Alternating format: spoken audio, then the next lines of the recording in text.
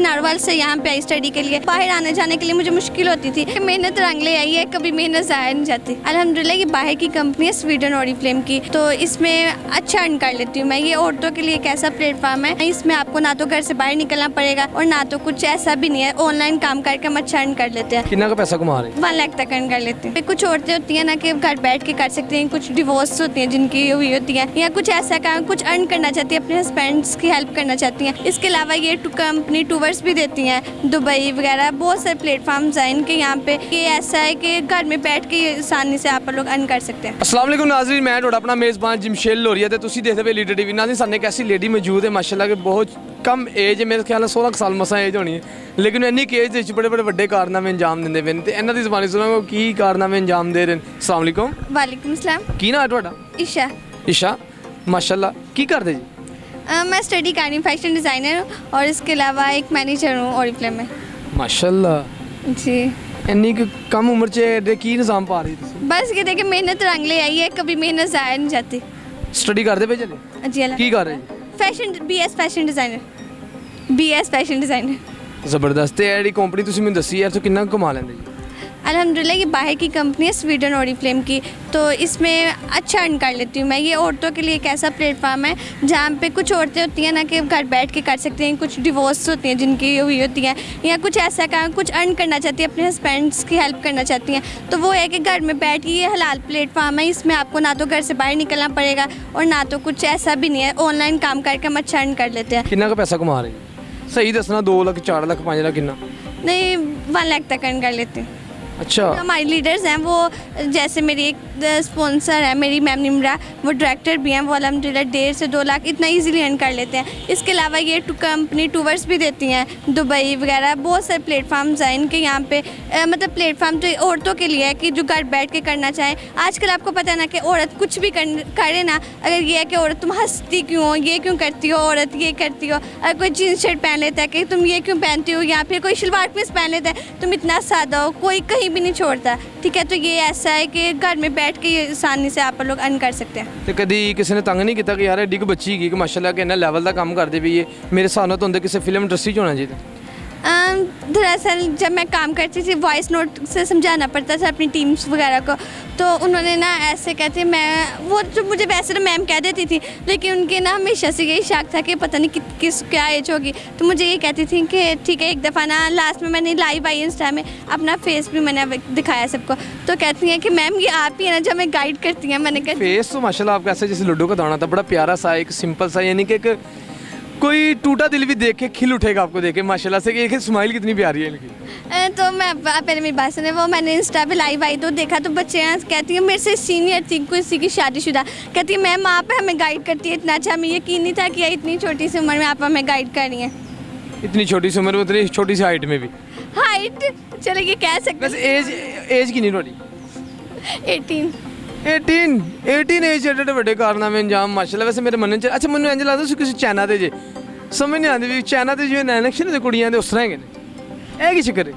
पता नहीं, शायद आई थिंक बाहर की कंट्री के साथ काम करती है तो उनका रूप आ गया। ਉਹ ਤੇ ਪਿੰਨੇ ਹੁੰਦੇ ਨੇ ਥੋੜਾ ਜਿਹਾ आगे कि उधर ना चली जाए। नहीं स्वीडन की कंपनी है वो। अच्छा स्वीडन की कंपनी है जी। तो मामा पापा कितनी सपोर्ट करते थे? जी मेरे मामा पापा ने मुझे इतना सपोर्ट किया ना, लेकिन बाबा भी हर जगह बहुत सपोर्ट करते हैं, मैंने हर ख्वाहिश पूरी की।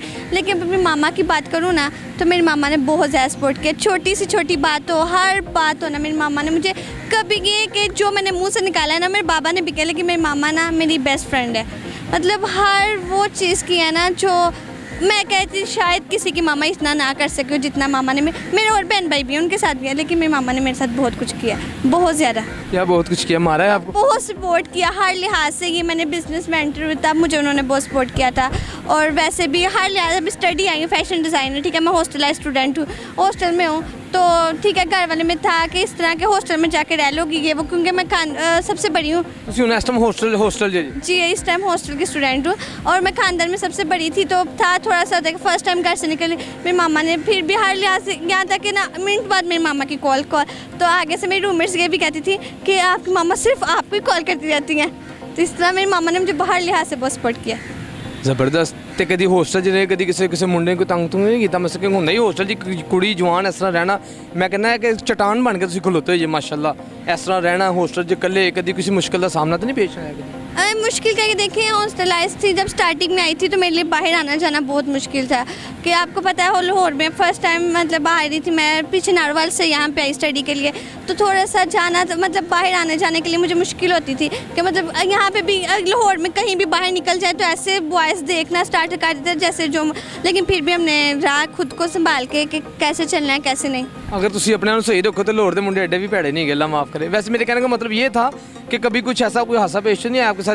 जैसे आप नारोवाल से आई हैं, आप कह रही कि यार ये मैं कहाँ पे आके फंसी हूँ, हॉस्टल में रह रही, कोई मेरी हेल्प भी नहीं कर रहा, कोई मेरी अच्छी दोस्त भी नहीं बनी। एक होती है ना दोस्त से भी ऐसी कि खड्डा डाल देती हैं किसी के आगे कि यार इसका ये काम ही ना हो। नहीं एक दफ़ा ना ऐसे तो कुछ नहीं हुआ, लेकिन एक दफ़ा था मैं हॉस्टल से मैं घर से आ रही थी तो मैं अकेली आ रही थी। मैं वैसे शरारे उतर जाती हूँ लेकिन उस दिन बाटी चौक उतर गई, तो वो रात का टाइम था तो काफ़ी ज़्यादा लोग आसपास खड़े। मैंने कहा कि मैं कैसे जाऊँ, और मुझे सड़क सबसे मुश्किल काम मुझे सड़क क्रॉस करना लाहौर की बहुत मुश्किल है, बहुत मुश्किल लगता था मुझे। अभी तो फिर भी आदत हो गई है, बहुत मुश्किल था।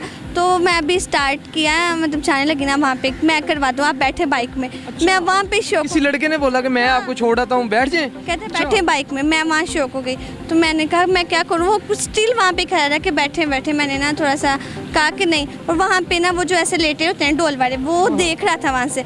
उसने कहा कि आप आए मैं आपको रोड क्रॉस करवाता हूँ। उसने मुझे रोड क्रॉस करवाया, देन फिर कार के आगे मैंने मेट्रो में बैठने लगी, स्पीडो में सॉरी। तो वहाँ पे फिर आगे आप कार हमारे साथ चले जाएंगे कर लें, स्टिल मेरे ऐसे मैं वहाँ पे फ्रीज हो गई थी ना, मुझे समझ नहीं थी आ रही मैं क्या करूँ क्या नहीं करूँ। यानी कि फुल जाम हो गई सी कि मन की करें, यानी कि मेरे पीछे लग गए ने इस तरह की किस तरह फिर मामला सीधे? तो मैंने फुल फ्रीज हो गई। तो वहाँ पे वो अभी थी स्पीडो का वो स्टार स्टॉप था, ठीक है। तो वो लोगों ने स्टार्ट किया वहाँ पे, मैंने उन्हें बताया इस तरह, तो वो कह रहे आप यहाँ पे बैठ जाएँ इस तरह।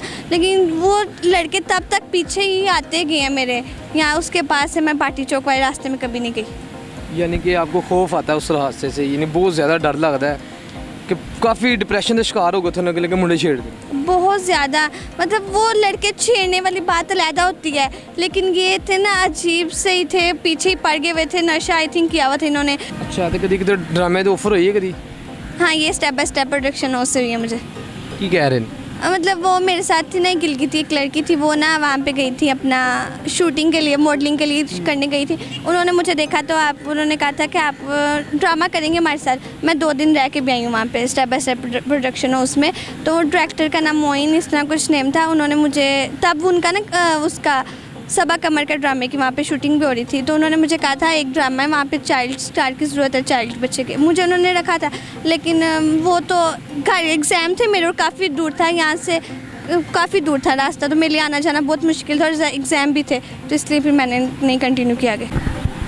तो जी नाजरीन ਤੁਸੀਂ ਨੰਨੀ ਮੁੰਨੀ ਪਰੀ ਦਾ ਸਵਾਲ ਦੇਖੇ ਨੇ, ਲਾਹੌਰ ਦੇ ਮੁੰਡਿਆਂ ਤੋਂ ਤੰਗ, ਯਾਨੀ ਕਿ ਇੰਨਾ ਜ਼ਿਆਦਾ ਵੀ ਤੰਗ ਨਹੀਂ ਕਹੇ ਕਿ ਬਸ अगर ਕੱਲੀ ਕੁੜੀ ਜਾਵੇ तो उन्हें मुश्किल का सामना करना पैंदा है। मुंडे पीछे लगे ने बैठ जाओ मैं छोड़ आता हूँ तो ये वो, तो ज़ाहिरी बात है तो गोंगलूर के नैन सामने माशाल्लाह मगर ही आना है कि माशाल्लाह बहुत प्यारी मेरी भैन है। बिल्कुल मैं भैन ही कहाँ, क्योंकि इन्होंने कहा कि लाहौरी है लेकिन मेरी भैन है। तो खुश रहो बेटा, आप आबाद रहो और अपने माँ बाप का नाम मज़ीद रोशन करो। तो जी नाजरीन, इधर जिम शेल हो रही होंगे इजाज़त, अल्लाह ने के बाद।